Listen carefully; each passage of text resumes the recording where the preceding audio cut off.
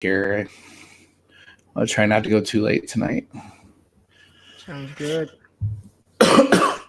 Man, Dwight, you missed it. Ray and I were going in on the open bar chat last night. Here we were.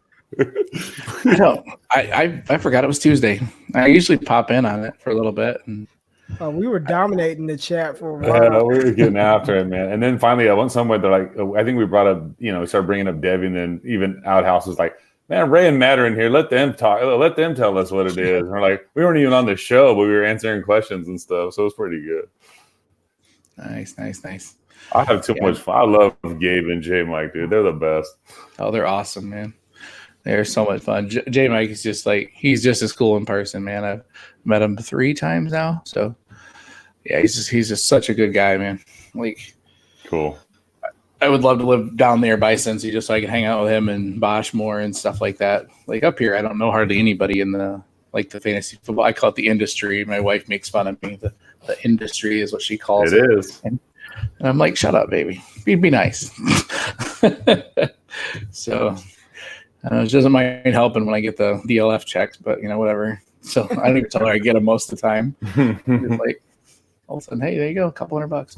So all right. Let's see here.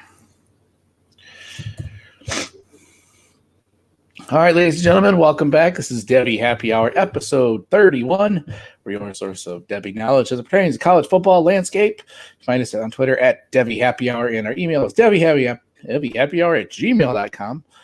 First up, I want to introduce my illustrious, wonderful co-host, Mr. Matt Griffith from out west. How you doing, bud? Man, enjoying it. Not enjoying the big injury that happened that we'll get into, but football's going good, man. A lot of good NFL Sundays, and really just starting to look at where we are, some of our picks and where they are falling. Like you guys, it's trying to accumulate 2020 picks in non-Devy leagues, but for these rookie drafts coming up and trying to see where these picks are starting to fall, trying to judge where you're going to be able to get certain guys. So this is a lot of fun for me, and I like playing these games out. So it's that time of year, man. We're getting ready to start getting ready for rookie drafts, man. Even though we're not even in the playoffs yet, but we're getting closer. Yeah, I'm starting to kind of shift that direction too, getting excited about it. So, and I love the offseason. You get to watch more tape and stuff too. So, all right, other co-host, Ray Garvin. How you doing, Ray? I'm doing well, fellas. Excited to talk to you tonight. I got my road dog with me, literally. So say what up to Book. It's this Booker right here. Y'all can't see him, but it's my Booker, my pup. I like it, man. Cool. Mine's somewhere. I don't know where mine's a little lap dog though. That's my wife's dog. My dog's like a beagle. He's not gonna get on my lap. He's just a big old dumb dog.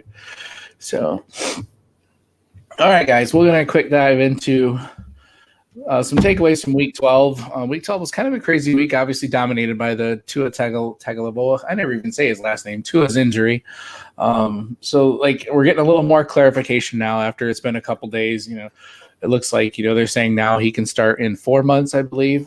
Like start to kind of do football activity types, and so it definitely looks pretty good. I think next year playing is still probably pretty up in the air at this point. I don't know if there's really been a definitive, we can make that guess here or anything, but kind of, Matt, I haven't really heard your take on this. What do you think? Do you think he's going to go? I mean, I've heard a lot, some people think he'll go back, but I also heard he had an insurance policy that he would kind of lose it if he went back. And so do you think he's going to enter the draft? What do you think I'm just kind of curious what you think of it, man. That's interesting, the insurance policy side of things, but part of me still thinks he comes out. Because even if he goes back to Bama and has to sit out while he takes a medical register and he's not playing for 2 more years, and he part of the whole deal with his brother going there, he wanted to kind of pave the way and get out of the way for his brother. Who knows if his brother even takes a starting job there in a couple of years or not? But I could see him still declaring, still going into the draft, still going in the first round.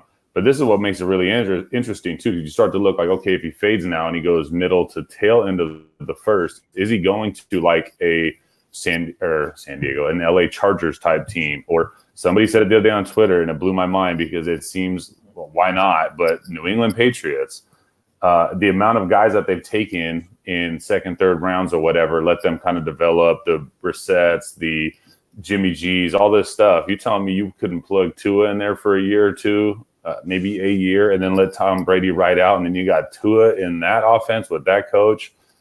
Lord help us all. You know what I mean? But I hope he comes out. I hope the recovery is not as bad. I mean, I know a lot of people reference Bo Jackson, but this was, this is not 1987 or whatever when they have that kind of technology. They were all over this. Bo's they kind of pushed off for several days because they didn't know what it was.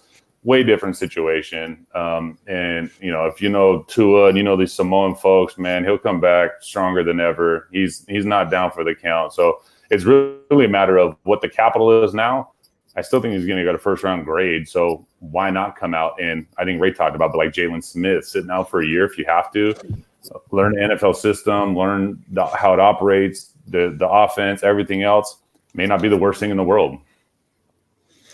Right. I would be stunned if he made it through to the Patriots. I mean, the Dolphins have 3 picks, and if they don't take him at 4 or 5, wherever they're drafting, they'll definitely take him with the second or third one, I think. So, yeah, I think it behooves him to come out. The insurance policy was, it guards against that. Like the money he loses from being the first pick to like saying he's the 21st, the insurance policy will cover that.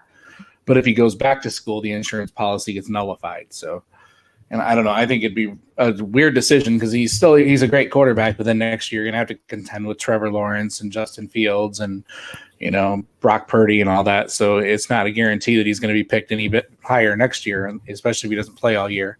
So is that kind of the boat you're in also, Ray? Yeah, I really don't even think it's a question for me. He's going to declare. I mean, what's the point of going back?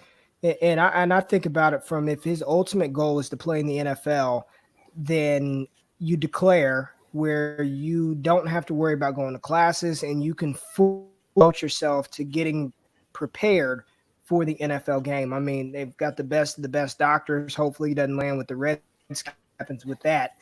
But other than, I mean, he's not having to go to class. He doesn't have to, and it's not, and I'm not trying to diminish his education, but I mean, full time from the time he wakes up to the time he goes to sleep will be dedicated to getting his body in shape to perform at an NFL level. And even if it's a redshirt season for Tua in 2020, I'd be fine with that. I mean, it's not the end of the world. I don't think that's always a bad thing for a quarterback to sit and learn.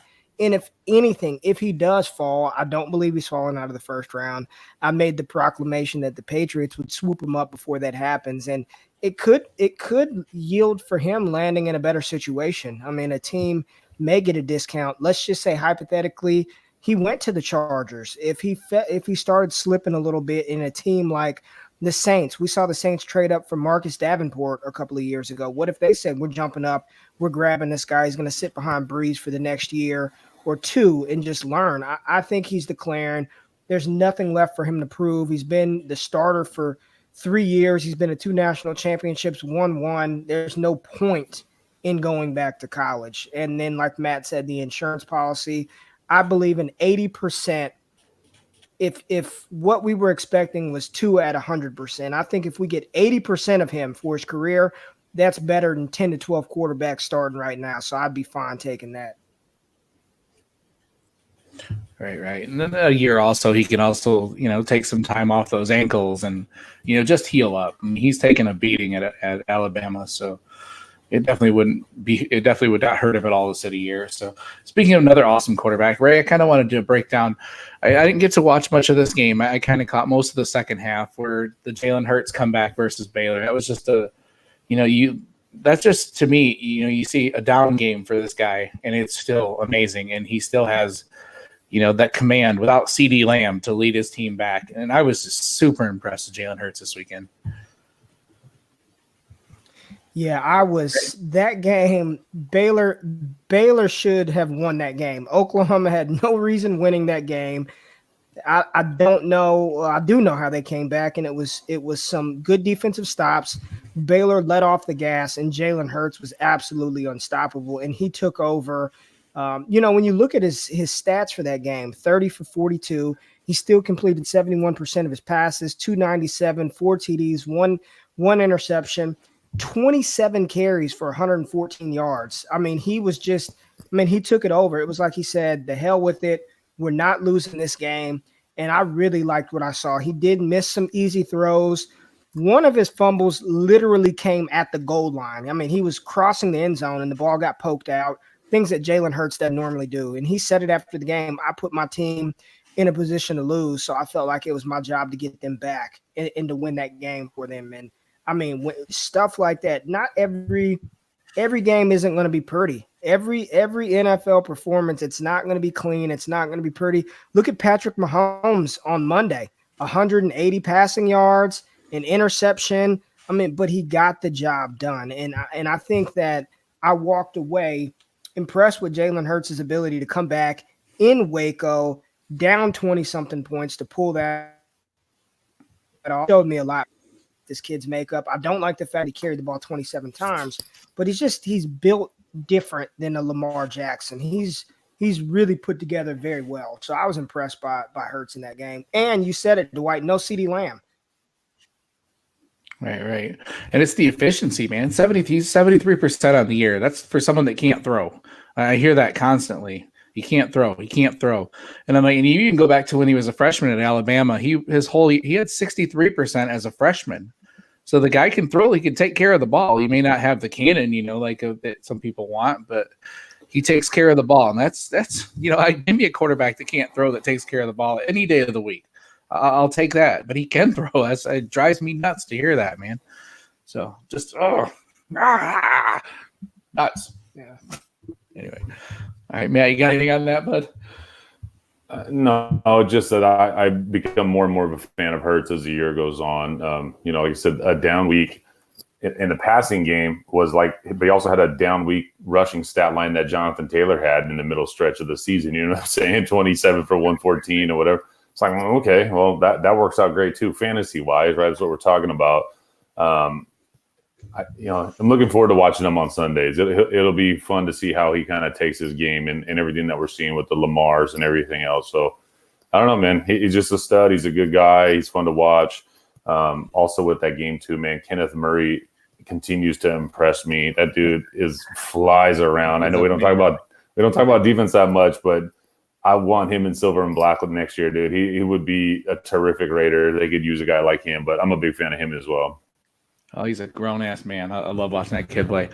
All right, and then that kind of rolls over. So Oklahoma's lurking on the outside of this playoff picture now. I think if Alabama stumbles a little bit, one of the top four, if Georgia falls and Alabama stumbles, a little bit with Mac Jones at the helm, Oklahoma's lurking there. Like if they take care of business, if they win the Big 12 championship, they could be right there too. So they're not out of the way. And then LSU kind of it looked like this invincible team so far this year, but boy, their defense looked so bad last week. Like Mississippi State Mississippi State, wasn't it? Or Ole Miss? Ole Miss. I get those two mixed up all the time. Yeah. I don't know why. They're nowhere near the same. They're one's in script in blue and red and the other's in red and white. Yeah. I still get them mixed up all the time. Ole Miss had over 400 yards rushing against LSU, and it just made their defense looked so bad and almost let Ole Miss would take care of the game, which was crazy. So is that LSU's defense? Is it a liability going into this stretch here? I think they've got a couple other big games coming up too. They got Georgia obviously in the title game, and I want to say they have Auburn this week, if I remember right. Mm-hmm. So yeah, what do you think? They've got all these NFL prospects. No, they don't have Auburn this week. I'm trying to think who they have this week. Somebody has Auburn this week. I don't know. Anyway, a couple of weeks ago. Yeah, that's right. So yeah, do you think this could be a liability to them? I think it is heading into this championship, especially into the BCS. But I'm kind of just curious if you guys had any thoughts on that. So we don't talk about defense much, but I think it was. I think it was. It was that classic letdown after the big win. I really thought. I know that LSU. I think they were favored by almost 30 points. But I thought that Ole Miss would give them a game. Coming off of that game versus Alabama, the emotional high, it was one of those trap games. I didn't think LSU would lose it, but they did make it a little close for comfort. So I just think it was a product of Joe Burrow, for his 5 touchdowns and Jamar Chase's 1,000 receiving yards, he had 2 interceptions. just kind of haphazardly throwing the ball a couple of times. They just didn't play well. And Orgeron said it after the game. He's like, we didn't play well. We got the win, but we didn't play well. And I sort of expected that after that big game in Tuscaloosa and that big win. So I'm not concerned, but it could. But I don't think it will affect them now because I don't think there's anybody in the SEC that can score like that to keep up with them. But if they get matched up against an Ohio State, if they're matched up against, Clemson or one of those teams in the first round of the playoffs, it can be a big problem. Right. Yeah, they have Arkansas and Texas A&M, so nothing. But I think that Ole Miss kind of presented some problems with that quarterback. I said running back. He pretty much is a running back. The John Reese Plumlee, who's got 1,000 yards rushing this year, 11 touchdowns, and he's the quarterback. So, yeah, he specifically was the one that seemed like he was doing most of the damage. So, well, and you could, like you said, you could almost see it. So Georgia probably gets knocked out after when they got to play LSU, right? So if they play LSU, lose to LSU, Oklahoma jumps up to the 4th spot, just theoretically here. So Oklahoma, LSU in the first game of the playoffs, that's a tough offense, right? Oklahoma's offense is no joke. So that could be a real test for LSU. That could actually be like a huge shootout, similar to the Alabama LSU game. But that could be a tough test, man. And on the flip side, LSU or Oklahoma's defense is nothing crazy except for the studs that we were talking about. But I don't know. That would be an interesting matchup for sure. That'd be a fun one. Right. All right. Speaking of LSU, I was kind of going through my rankings today, and I've been more and more impressed with Jamar Chase every week. Like, he had another huge game last week. I think it was like 220 yards, 3 touchdowns on like 7 catches, something like that. And Ray, I'm curious. I'll start with you. What do you think about him? I moved him up to number 2 or 3. I can't remember. Behind I still have Rondale Moore as my first number 1 coming out in 2021. What do you think of Chase's ascension? Where do you have him in your rankings? Right now, I've got him 2 behind Rondale Moore, but I could make the case for Jamar Chase to be the wide receiver 1 in 2021.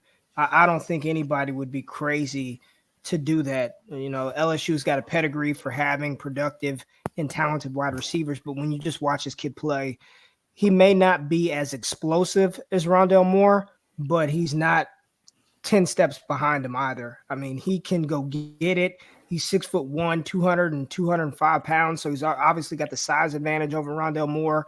The production is there. What he's doing in that offense and how he's doing it, I walk away impressed every week. He's so damn physical. He's fast. He's big-bodied. Right now, he's wide receiver 2 in 2021 for me, but landing spot, man. If he landed in a situation, I'd have no problem. Whereas coming into the season, I wouldn't have cared if Rondale Moore was drafted by an AAF team. I would consider Jamar Chase at this point as the wide receiver 1 in that class. He's that good. He's a ton of fun to watch, man. I went back to look for my notes because we did in the offseason, before Ray joined on, we did a whole buys, sells through every conference, right? And that's when I really dove into Jamar Chase. And not doing a victory lap and not saying I discovered him by any stress, but that's what really, like, for me, it was like, whoa. This guy has a ton of ability. And ever since then, I put him on a close watch. Dwight, the college football league that we're in with Travis May, I remember taking him and seeking him out to get him, and he's been a monster on my squad.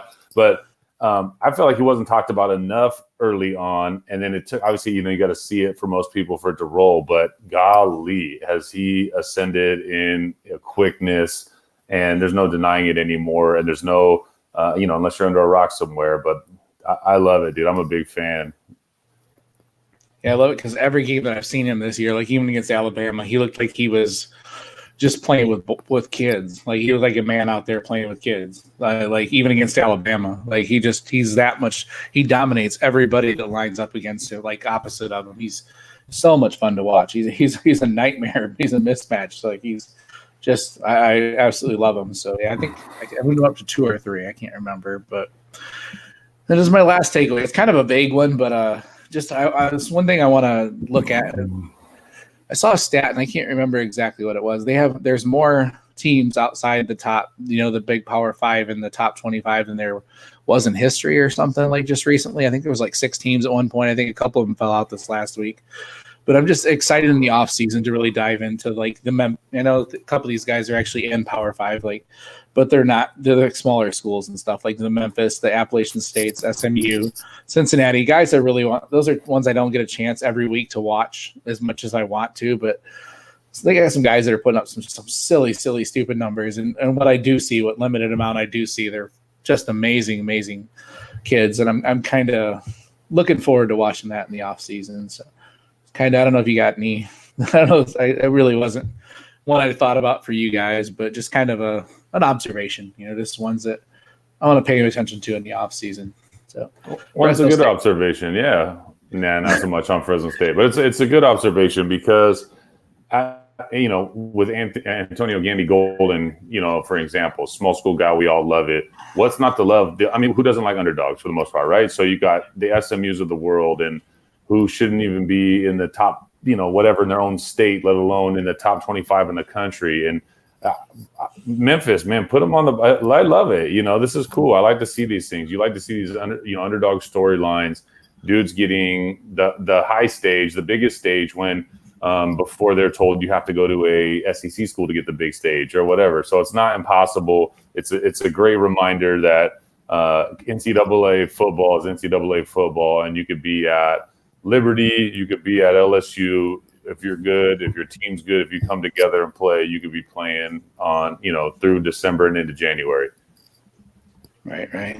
We lost Ray for just a second. We were just talking about how I want to go back and watch these schools in the off season and just kind of, because I don't get a chance to watch them much right now. The smaller schools that still have these guys that are putting up these crazy numbers, and I see the highlights and stuff, and we talk about them occasionally, but I really want to dive into them in the off season. So, all right, Matt, you ready to take us out west, man? You got a pretty good rundown this week. So, what do you got for games of the week out west, man? Yeah, so we had a couple down weeks for games out here, but we got a couple really good rivalry games. So first one, UCLA is going to USC, making the big trip all the way across town. But it's a huge game, man. This is the battle for LA, So it's battle, the rivalry for the victory bell.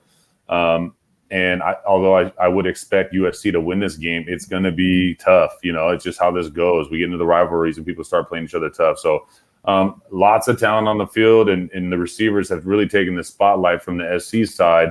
Michael Pittman, kind of emerging as that guy, although everyone thought maybe he was third on the list before the season, right? And we've talked about these guys flip-flopping all year long, but he's a stud, and I see his name popping up more and more and more, and I love it. And I know Ray has been high on him since preseason, and it's cool to see that kind of unfold. But I love this game. This is a fun football game. Both these teams could be 0 whatever at this point in time, and this would still be a great game. But no, this should be a good battle down there. I'm looking forward to that one. And then, Keenan Christian, he had that big emergence a few weeks back, and he's been a little more quiet, no big crazy highlight plays, but he's still been playing well. Slovis has still been playing really good. So I suspect this to be a good football game. And like I said, you can't deny the receivers on USC's side, which are always fun to watch. The other big game is another rivalry, and it's up in the Bay Area, and that's Cal going to Stanford. That's a battle for the Stanford Axe, the big game. Everybody, I can't not think of this game and think of the band is on the field. The band is on the field. That infamous play, man. So this is a lot of fun too. And Cal and Stanford are obviously not in the main stage anymore as of late. But this, once again, if this is a bad football game, I'd be surprised. So Stanford's held the Axe since 2010. Cal's been a little bit down, but should be a fun football game to watch nonetheless. Right. I love the highlights of that game. I think that's probably the only one in this trio right here that was alive when that happened, wasn't it? So, yeah, I'm the old guy here. Anyways, I don't remember it, though, because I was like 6. So, still. Anyways, all right. And who's your Devy prospect of the week out west? All right. So, I'm going, and I don't think I've touched on him yet, but I'm going to Hunter Bryant, the tight end from Washington. So the couple of the stats, 6'2", 240. So far in the year, 41 receptions, 647 yards, and 3 touchdowns. Kind of stats of note, he's only had 1 game with less than 3 receptions. He's averaging about 4.5 a game. And his best game of the year actually came against his toughest defensive opponent in Utah. So in that game, he had over 100 yards and 2 touchdowns. So interesting that he's had, like against Stanford, he had 1 catch for 8 yards, and Stanford's not great. And then against Utah, he goes out there and smashes. He's a mismatch. His size, and it makes him harder for linebackers to cover him. And then he's bigger than the DBs. But watching him, and the clear comp is not because of play style, but size, right? So I went back and looked at Irv Smith Jr., very similar size, like within 2 pounds, but same height. Irv was quicker. To me, Irv was a little bit faster. One thing about Irv that was underrated was his blocking was actually pretty good for being a move tight end. And they had him lined up at fullback and H-back all over the place in Alabama. And that's obviously a big nod if you could be a smaller tight end and still bring in the block game. But watching Hunter Bryant, I've seen him, be called tight end 1, everything else. I wasn't completely sold. And I guess the problem I had was, for his size, you'd think he'd be a faster, speedier guy, but he actually lacks top end speed and lacks quickness, which it irks me a little bit. It bugs me a little bit. So I kind of wanted to reach out to you guys because even though he's getting the spotlight, maybe I'm not necessarily highlighting him as like Devy, the prospect of the week, because I think he's so terrific, but more so, he's a terrific name that's getting a ton of buzz. Am I missing something? And if I am, fill me in. I'd love to hear it. All right, Ray? Oh, I think we lost him again. Okay. Oh, there you go. I'm here. There you go. All right, Hunter Bryant. All right. Yeah. So I was listening to what you were saying, and you're absolutely right. Like, he's somebody if you just looked at him, right? He wears number 1. He's got that, 6 foot, 239, 240 pound frame. You would think that he's more in the Irv Smith, Evan Ingram type role, but he's not athletic like that, man. He's just not very athletic. But when I was watching the Oregon State game this past week, he just finds ways to get open, man. And he took a quick slant. I think it was like 50-something yards to the house. It was called back, penalty holding play. But it's just, he finds a way. He wins with a lot of technique. There was a couple of routes that he made. One of them was an overthrow by Eason, but in the open field, he's very nifty. He's very crafty. It just doesn't look pretty. Sort of just like Jason Witten. It doesn't look pretty when Witten does it, right? He's not very fast, but he always gets open somehow, some way. The joke was Tony Romo. Witten is always open. I mean, 3rd down, he's going to Witten, and you just can't stop it. So I think if you're looking for that explosive, flashy, bursty tight end, it's not him. It's not Hunter Bryant. He has a lot more refinement to his game. And when I look at his stats, man, I think he's gotten, because I posted something the other day, I think he's up over 600 receiving yards as a tight end. I mean, that's pretty impressive in the Pac-12. I mean, for a tight end in general. So I'm with you, Matt. I don't think he is some elite prospect, but I do think he's somebody that can win at the next level if put in the right situation. Yeah, I did get so I watched a lot of Albert O from last year. And one thing, Albert O is a little more athletic and he's bigger than Hunter. But Albert, his bread and butter was creating separation and getting open in the middle of the field and kind of doing what you're saying and being crafty. And Hunter Bryant does do a really good job of that. There was one play, and I feel like it was against Utah, where he started to run like this little shallow out, kind of stop, ran like a little hesitation, like he was lost almost, and then cut back across the field and just got himself open. Then the field was already separated at that point. Safety's running deep halves, and then he was just able to carve up the field for, it was like a 35-yard gain. I'm like, that's a veteran play right there, right? So it's just, I guess I wish I had more of the metrics from his side based off of his size. If he was 6'4", 250, I'd be like, that's a terrific tight end doing exactly what he's supposed to be doing. But because he's light and because he's short, Like I hope he's in a conditioning and speed program like as soon as the season's over, and I hope he's training to kind of bolster those up a little bit because I think he could shoot his stock up a little bit more. He just left a little bit to be desired for me, but I hear what you're saying. Right, and I think a lot of people that watched him were kind of enamored with how he started off. Like he started off and he looked like he was going to take that ascension. That he would get quicker and he would be better, more like the Evan Ingram type. The move tight end. And he's, you see him and he's just not that player. And I think people thought he was going to be like he was a couple years ago. He was just like a sexy name after his freshman year. So and I just haven't seen enough improvement. I think he's still going to be a decent tight end, but yeah, I agree. You guys hit the nail on the head exactly with that. So, all right, Matt, you're going to go freshman and deep at the same time. The two birds with one stone. So I really like this kid named Jaron Mangum, is how you pronounce it, I believe. He's a running back out of Colorado. So he's a freshman, true freshman. Couple of items of note here. 3-star athlete. He went to high school in Michigan, but he grew up in Houston. So shout out to H-Town. He enrolled early enrollee, enrolled in the spring of last year.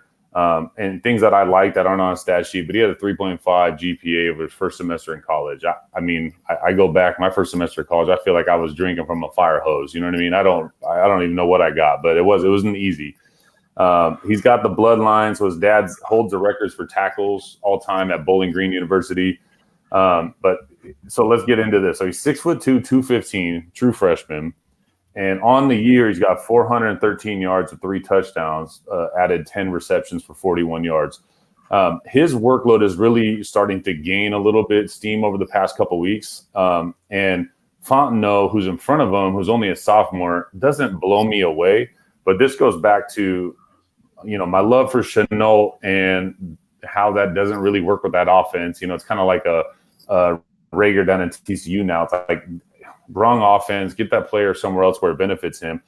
Mel Tucker wants to run the football, right? This is what we've been talking about. And watching Mel Tucker, increase the workload for this kid, Jaron, I can only see this thing getting more and more steam, getting better and better. And so getting into the tape a little bit, the kid is got very good contact balance.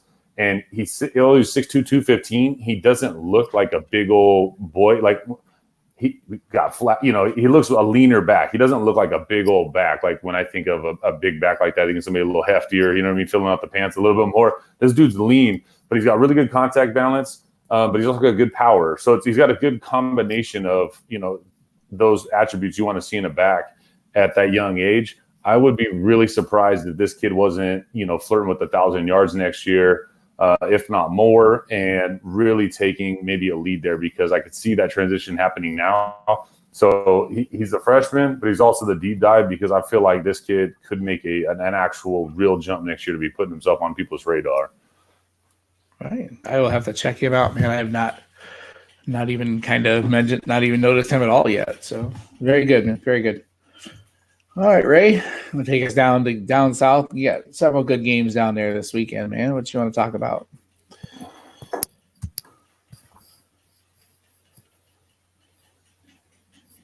You lose him again. Damn it, Ray. All right, we'll give him a minute here. He's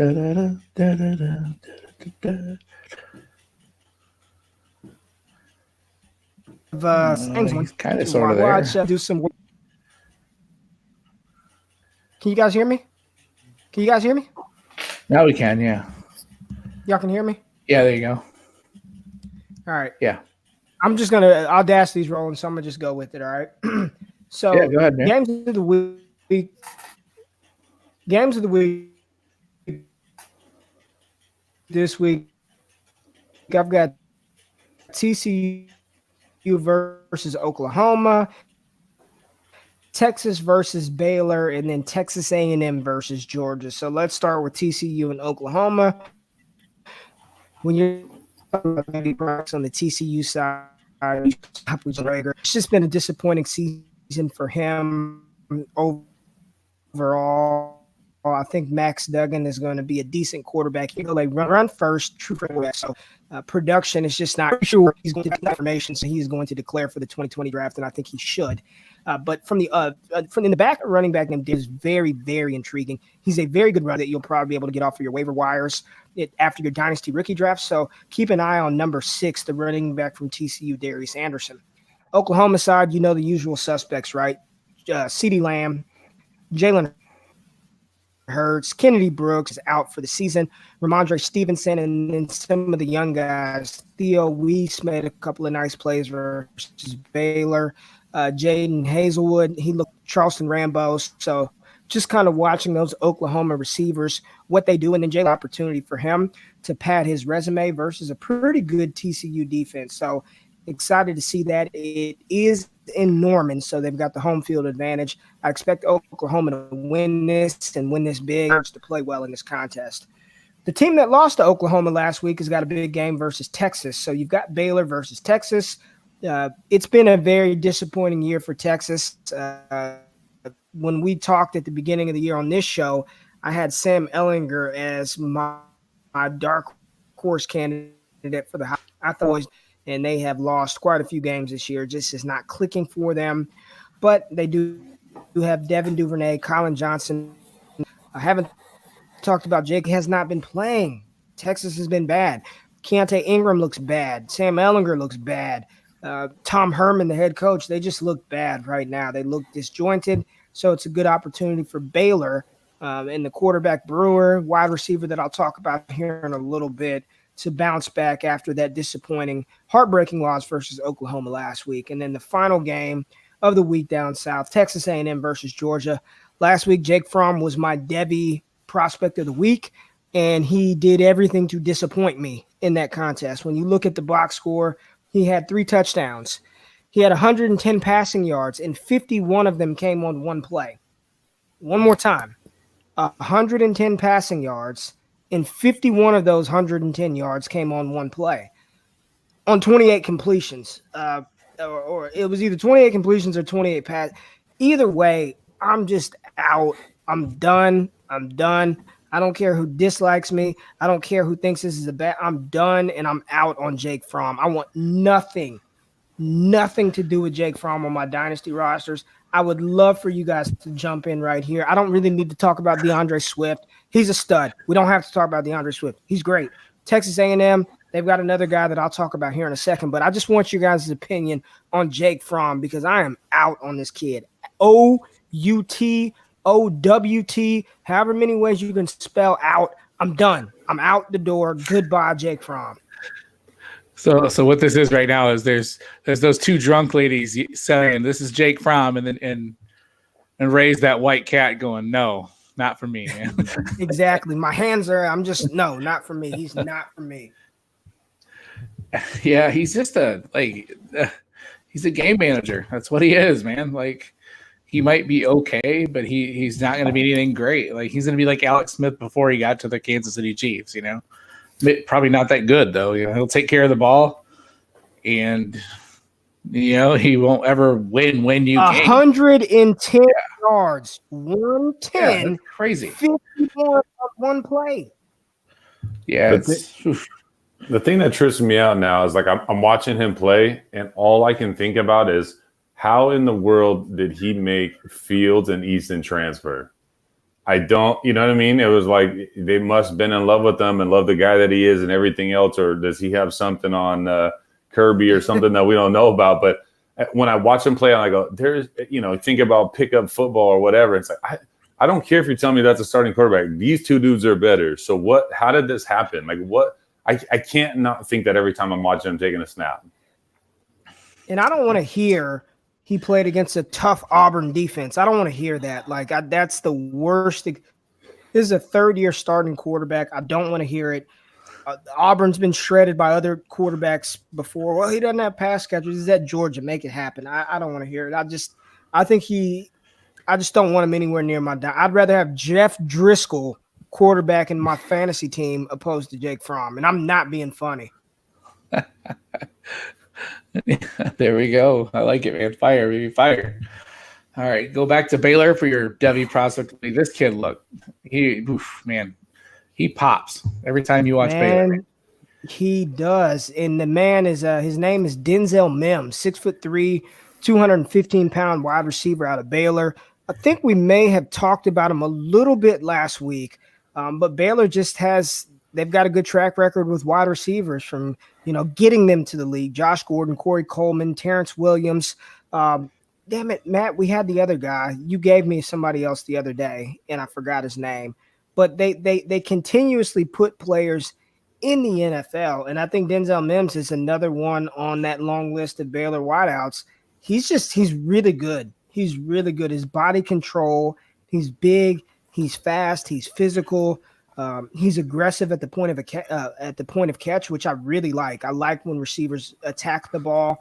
He's good after the catch, and he's been productive. So his sophomore season, he actually broke out because he had 61 catches, 1,087 yards, and 8 TDs. Kind of a down junior season, 55 receptions, 794 and 8. I know he dealt with some injuries last year, but this year in his final year, he's right back up to being super productive. 50 receptions, 767 yards, 10 touchdowns. He's not inside my top 10 for 2020 wide receivers, but he's somebody that I believe is a screaming value in your third round of your dynasty rookie drafts next year.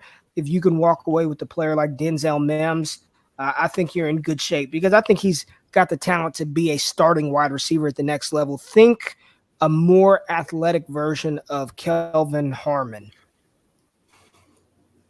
I think I just seen Andrew jumped him up to wide receiver 6 on his rankings. Not overall Devy, but for the 2020 class.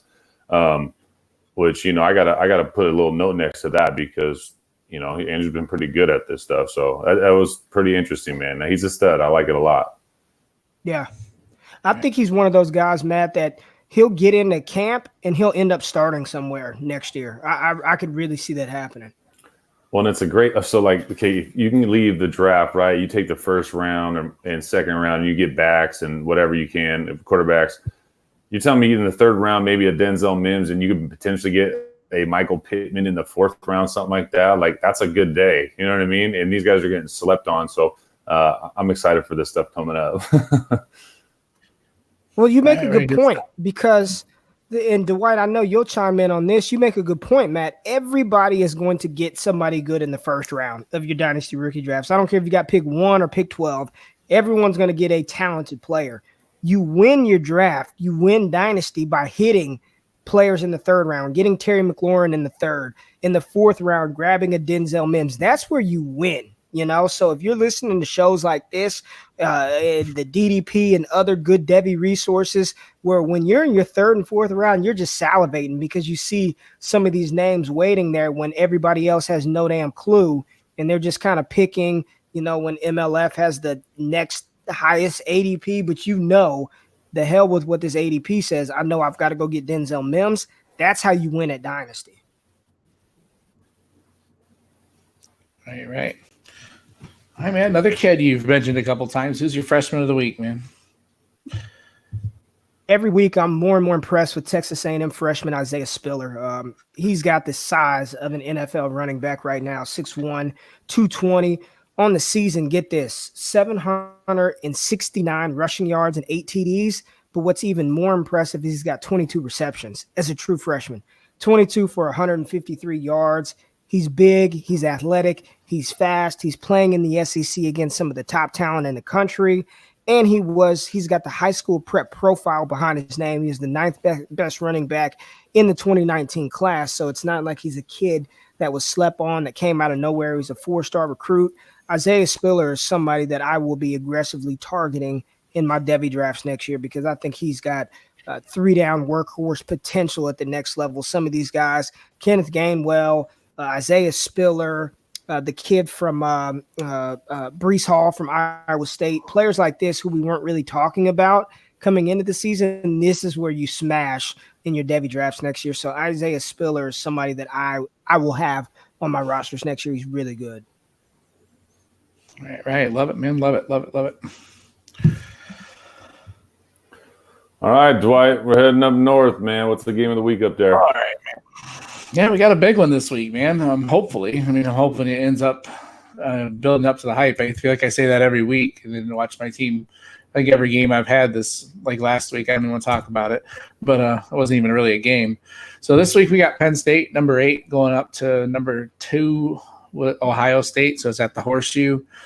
It's a game where Penn State got taken to the wire last week against Indiana. I don't think they've looked that good. Obviously they lost to Minnesota, and I don't even know how they're ranked 8th, honestly. I like a lot of their pieces. I guess it depends on how Sean Clifford does, but I like KJ Hamler, and I'm really liking Journey Brown the more they give him the ball and they can let him take the lead role. I love everything I see about him, but I think it's going to be just another Ohio State blowout. And Ohio State's clicking, man. Justin Fields is trying to make he's got a chance. I think if he does really well against Penn State and he does really well against Michigan, he's got a chance to sneak into that Heisman ceremony, especially if, I don't think he'll win it. I think Burrow's got it pretty good, pretty locked up right now, but he could be the third one invited. He's still putting up the great stats, and J.K. Dobbins is having a great year. Chris Olave is kind of stepping up a little bit at wide receiver. So, yeah, you just like a lot of the pieces in this game. Hopefully it's a fun game for a little while. My father-in-law is a huge Penn State fan. So for his sake, let's pray that they keep it close. But unfortunately, it's the game of the week just based on stature. It's one of the only good games we have up this way this time of year, and I just don't have a lot of high hopes for it, though, unfortunately. I don't know if you guys see it any differently. I don't know if you can possibly see Penn State hanging with Ohio State. But I think it's Ohio State's to lose. But real fast, Dwight, I was wondering if you had a chance to dig into that tight end from Penn State at all in preps for this, or just over the last couple of weeks. Yeah, I've heard a lot of good things about him recently. Yeah, he looks he's dominant. They every game I've seen him against, even like the games they lose, like Minnesota. I mean, every time they needed a catch, it was Freiermuth, I guess is how you would say it. Every time it was just him, and he's always open. He always creates. He's quick enough to get open and get that separation. Obviously, not blazing fast or anything. It's kind of hard to comp him with anybody, but he kind of has that he almost looks like George Kittle, just like he's always freaking open. And how do you feel about him compared to Hopkins, Bryson Hopkins? I know you're a Hopkins fan. How do you feel about him compared to Bryson? I still like Hopkins more. I think he's more of a versatile weapon, but I think Freiermuth is more of that, it's hard to, it's really hard. I'm not the greatest at evaluating tight ends, I'm not going to lie. I like Hopkins seems like he's more of a dominant tight end. Like he really take over a game, whereas Freiermuth he's a shade below. There's a couple of good guys coming out next year. I think this class didn't look good at the beginning of the season, but there's a couple of guys that have really stepped up this year. And then that's not even counting Brandon O, who hasn't looked that great this year, or Alberto, sorry. And definitely ones I got to watch a little more, because unfortunately when I watch games, I tend to focus on running backs and wide receivers and quarterbacks. I don't, but then you're like, oh, hey, there's a tight end with a great catch, but I don't focus on them when I watch, I don't spend a play watching what Freiermuth does, but I knew that he blocks and he's tough and he's kind of a blue collar, kind of like, I guess more like what TJ Hawkinson was last year too. Maybe not quite as athletic, but yeah, he's a good looking kid, man. Good looking kid. So I like it, man. So who's the Devy prospect of the week for you this week? Yeah, I went a little bit deeper with this one too. It's a kid who kind of caught my radar. Just he was putting up some good numbers, and I kind of went back over the last. I almost had him in a couple weeks ago, and I just like what he's doing this year. He's Brendan Knox from Marshall, so he's a small school guy, 6 foot, 220 pounds, great size. He has 1,000 yards this year, 10 touchdowns. He also has 12 catches. He's only a sophomore, but what I really like about him is his patience and his foot movement, and he sets up blocks really well. He follows his blockers. He jumps back and forth real well and kind of reads the holes as they come alive. The only thing I want to see from him to make him like an elite prospect would be like to see more burst and more explosion. Like you see, sometimes he'll find that hole and he'll dance a little bit too much. Like he's trying to set up a block that's already there and he needs to just hit it and go. So I'd like to see a little bit more of that, but I like a lot of what he's always looking to finish runs too. Like he gets that second level and I mean, he just runs over people. There's a lot of fun to watch. And when I watch Marshall, there's really not much going on there. So they kind of focus on him a little bit. So he doesn't. I think he's right on 5.5 yards per carry. So it's not amazing, but I really like a lot of what I have saw about him. A guy that, with a little bit of development next year, could potentially be, like a later pick. But I kind of dug a little bit deeper with my prospect of the week too. So I feel like I've gone through so many of them. We talk about so many of these guys every week, so I want to go a little bit deeper. But I really like what I see about from him, and a guy that could sneak up there next year. So. I like that, man. I like going deep. So it's I like new names, man. I want some new names on the radar. We're just talking about, we're all antsy now for 2020, and I'm getting ready for the draft day. You know what I mean? I'm already doing my own little mocks and everything else. But at the same time, what's better than new names, right? Like, who's Isaiah Spiller and this cat, and this is fun, right? It's being able to be nearsighted and farsighted at the same time, right? That's what makes this game so fun. Right. Yeah. Like I was doing my Devy ranks today, and I'm like, I'm almost pushing 2020 guys down. Like, get out of the way. Like, let's go. Next guy up, man. Let's go. And I think I was probably ranking some of them too high, because I was like, oh, I'm ready for the next guys. Ready for the next ones. Bring them on. So then my freshman of the week, we're going to go up to Iowa. And Tyler Goodson last week looked really, really good against Minnesota. Really popped out. He's kind of caught the eye here. He's kind of worked his way into a starting role. They've been kind of searching for a starter this year. And as a freshman, he's doing some really good things. He left with an ankle injury, but still rushed for like 97 yards. He had a couple really key first downs. You just like a lot about his explosion. He's got 20 catches this year as well. So he's versatile out of the backfield. And he really stepped up last week. And Iowa's a team that kind of needs like an offensive identity as well. I almost went Tyrone Tracy, another freshman that last week looked amazing in that game. So I know that Kane doesn't want to hear that, but yeah. So Iowa looked, like they actually had a functional offense last week, and it was because of these two freshmen. So I just chose to focus on Tyler Goodson. I didn't dive too much into his recruiting history or anything like that, but he just really popped out on tape, and I think it's his job to take if he wants it. So I was really impressed with Tyler Goodson. Kind of want to watch a little bit more of him this year. So in the off season. So yeah, that's all I had, guys. I didn't go too crazy this week, but I don't know if you guys. I feel like you guys anything else you want? I'll obviously edit this part out, but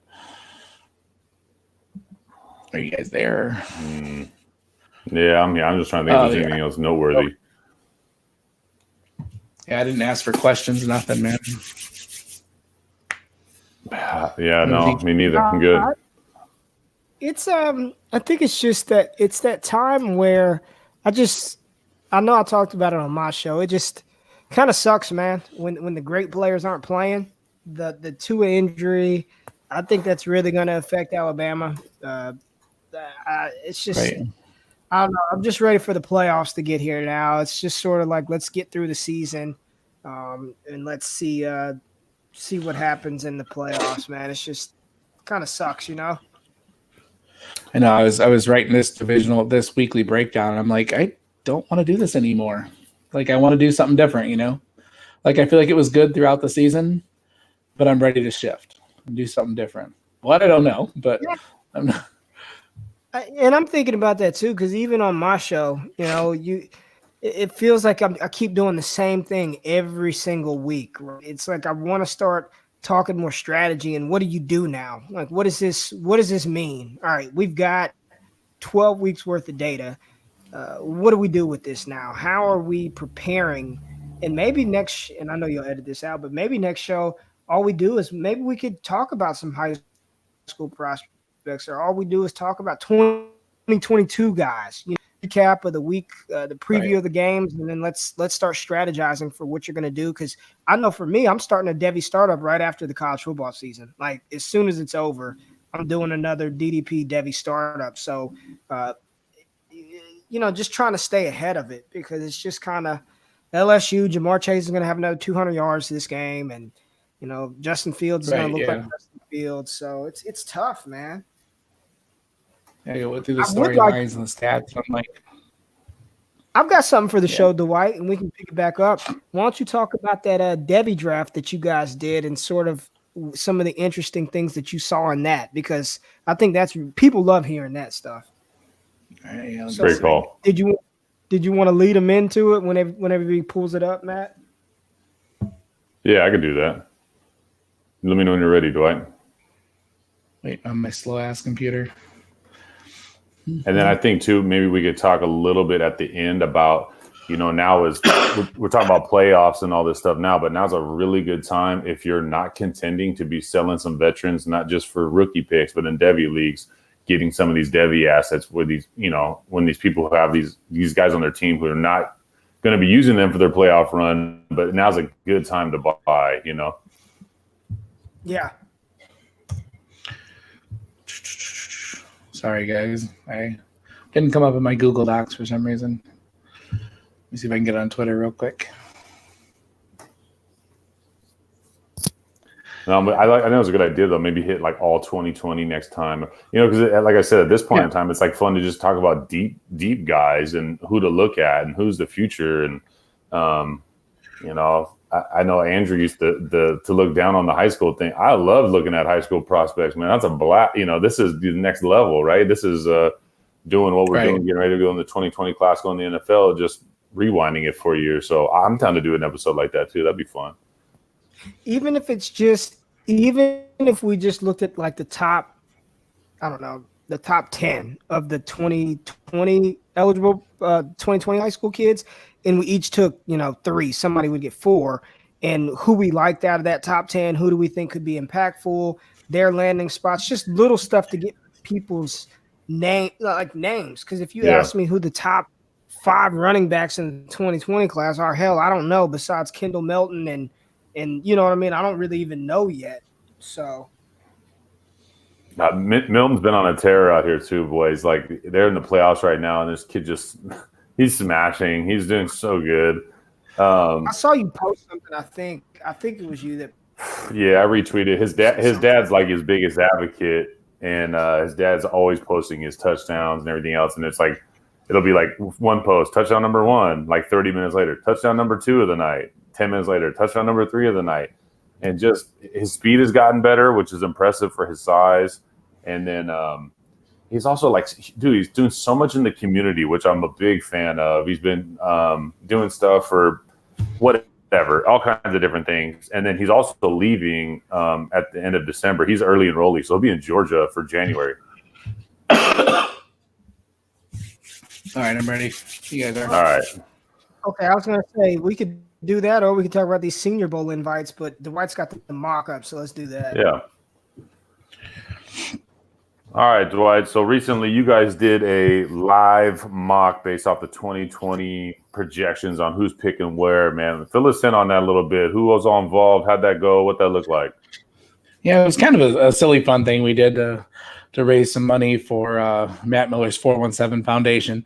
And it was me, our past co-host Andrew Harbaugh, then Kane Fossil from the Devy Diet, and Zach Thomas from the Dynasty Draft Room. We just got together and did just this quick little silly draft. We took the draft's first round, 1 through 32, exactly in the order that is projected right now, and then just drafted skill players. That's all we did. It was just drafted skill players. We went back and forth.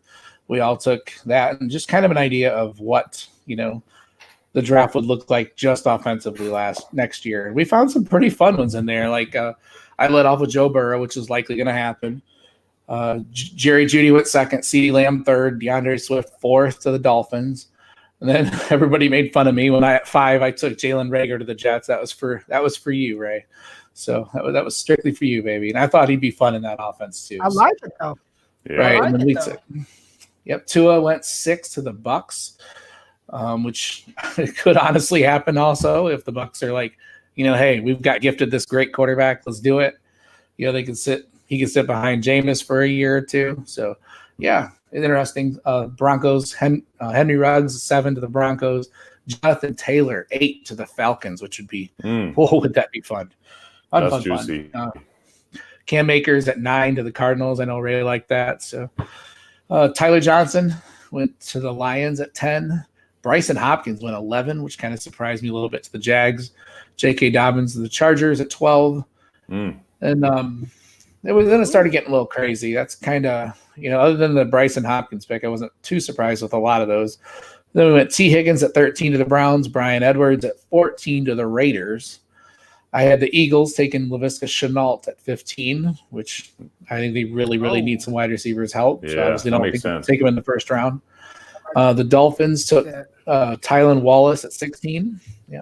The Titans, Justin Herbert at 17, which could very well happen if somehow he falls that far. It's one of the few offenses that Justin Herbert could step right in and play day one, and he could fit. So one Oregon quarterback back to the next. Right. So I know but they're crazy different. So yeah, and then let's see where I'm at. And Zach took this one's for you, Ray. Jalen Hurts to the Panthers at 18. 19 was Denzel Mims to the Raiders. 20, Antonio Gandy Golden to the Rams, or the Jaguars, sorry. Then I had the Cowboys taking Hunter Bryant at 21. Isaiah Hodgkins at 22 to the Colts. The Najee Harris to the Chiefs at 23. Love that. That'd be fun. Love that. Fun. And Kane went out in left field and took Mason Fine for the Vikings. You still on the tilt for the Najee one? Yeah, all the Najee stock up that'd be Twitter blow up right there. Any of those top 5-6 running backs of the Chiefs, I think, would be instantly 101. Yeah. Dwight, hold on. All right. Mason Fine to the Vikings. What would you do realistically if Najee goes to the Chiefs? Yeah. I lose you, Ray. Oh, I'm here. What would you guys do if Najee Harris leaves? Oh, okay. What do you? Whew.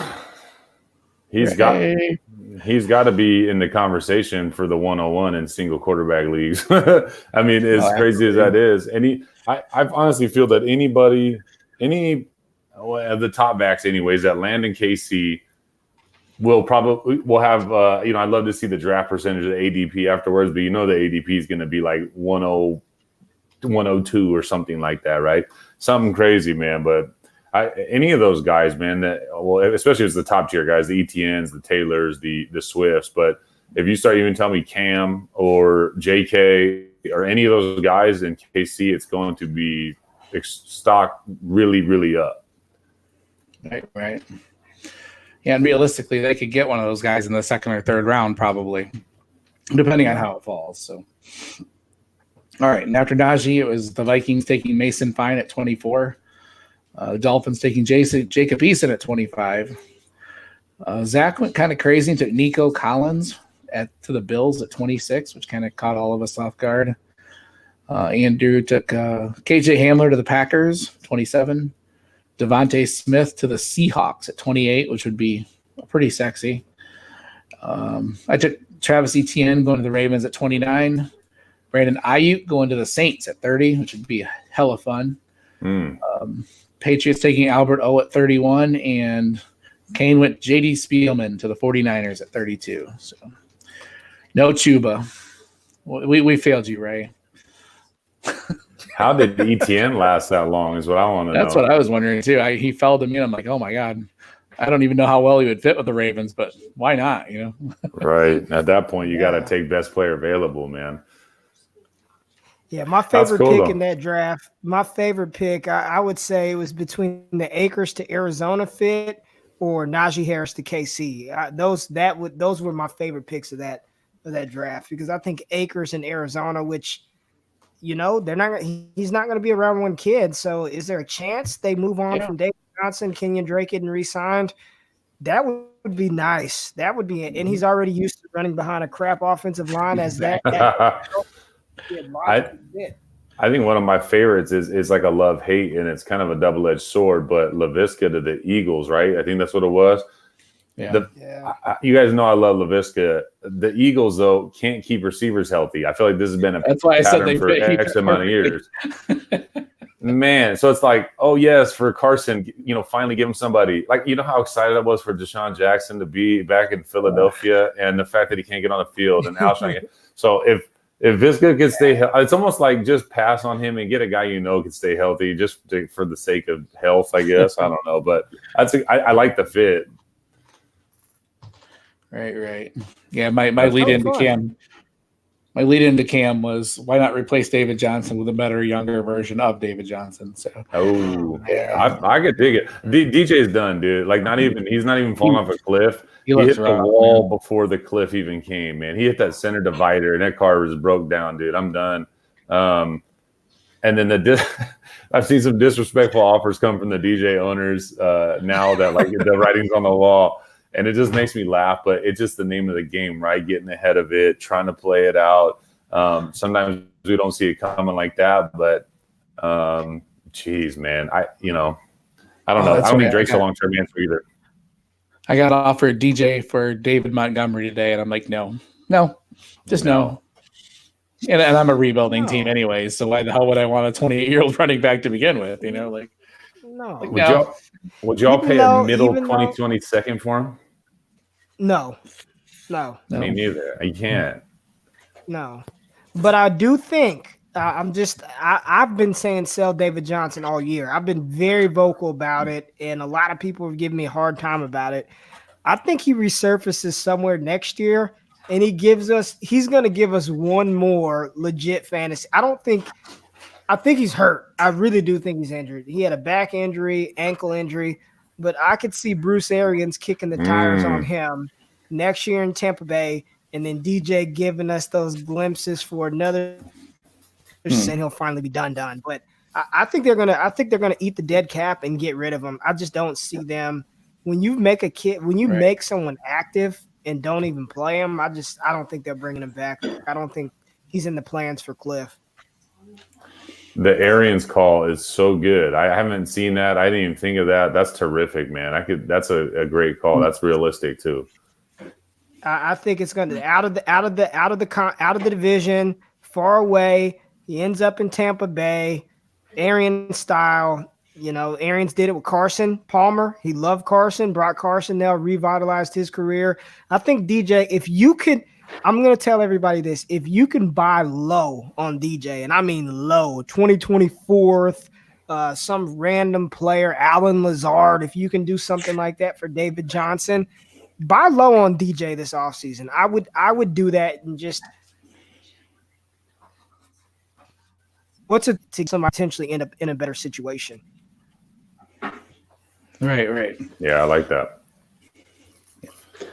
All right. Yeah, let's just go ahead and wrap it up. We're over an hour, so we'll do more about the strategy though coming up for sure. So, sound good? Take us home. Yep. All righty. All right, ladies and gentlemen, that is a wrap for this week. Matt, can you tell everybody what you're working on, where they can find you, man? Y'all know I'm at Twitter, Commish McGriff. Real fast, my little sign off here is as everyone's running into 2020 or these playoffs. People are trying to bolster those rosters. Some people are looking to sell some assets. If you can find a team playoff bound who's got Devy assets who don't help them now, and you can send them a vet to help their playoff run, try to buy some of these Devy assets. If you're not contending, it's a really, really good time to buy. So if you can go out and get one of those guys now, do it and run with that thing. But you'll know I'm at Twitter at Commish McGriff. All right. Ray? Yeah, on Twitter at RayGQ, Destination Devy. Every Monday, doing a couple of mailbag strategy shows here and there. Work over on DLF. I'm doing the prospect play videos are live on DLF now. So if you want to, and I've actually started my true scouting process. So I'm going back to week 1 with some of these prospects and breaking them down in 3-week increments. So the next one is Travis Etienne's performance and skills from week 1 through week 3 of the college football season. So got a lot of time. So I really want to take my time and go back and scout these prospects and not just post highlights. So breaking down Travis Etienne, and we'll do some other guys. So DLF, Twitter, check me out. Nice, nice, nice. You can find me at Twitter at FF People's Champ, and you can find the work at DLF and my rankings at DHH, which I just updated today, although I'll probably tweak them about 26 more times the next week. But yeah, you can find us on Twitter at Devy Happy Hour, and we will talk to you guys next week. Peace. Hey, deuces. Oh, that's cool. The dog's in the background smacking a chew toy, dude. I can hear that thing squeaking. Can you guys hear it? I can't hear it. Sorry, my internet was messing up, fellas. It's like windy and no worries. Good thing is Audacity. You can just record and it doesn't even matter. Yeah, I love having Audacity and the 3 tracks and stuff. It's so nice. I think it makes us sound like a ton, like really, really good. So I've been really impressed with the whole process. Let's see here. No, so the Friarmouth, man, I was listening to that Saturday to Sunday deal. Cody hit me up and told me that they shouted out the X-Jacks comp for Najee, so I went to go listen to them. I had never heard that podcast before, and they went in on Friarmouth like that was done. Like sign still delivered. This is the guy, and I guess he's not even 2020 eligible. But I guess there are people looking into. Well, is he? Because they were saying he's only 2 years removed from high school, but he had a fifth year of high school or something like that, right? Or am I saying that wrong? I saw something on Twitter that came out that said he has been declared 2020 eligible. Okay, so because the episode I listened to was from a week and a half ago or whatever, so there was a process going on.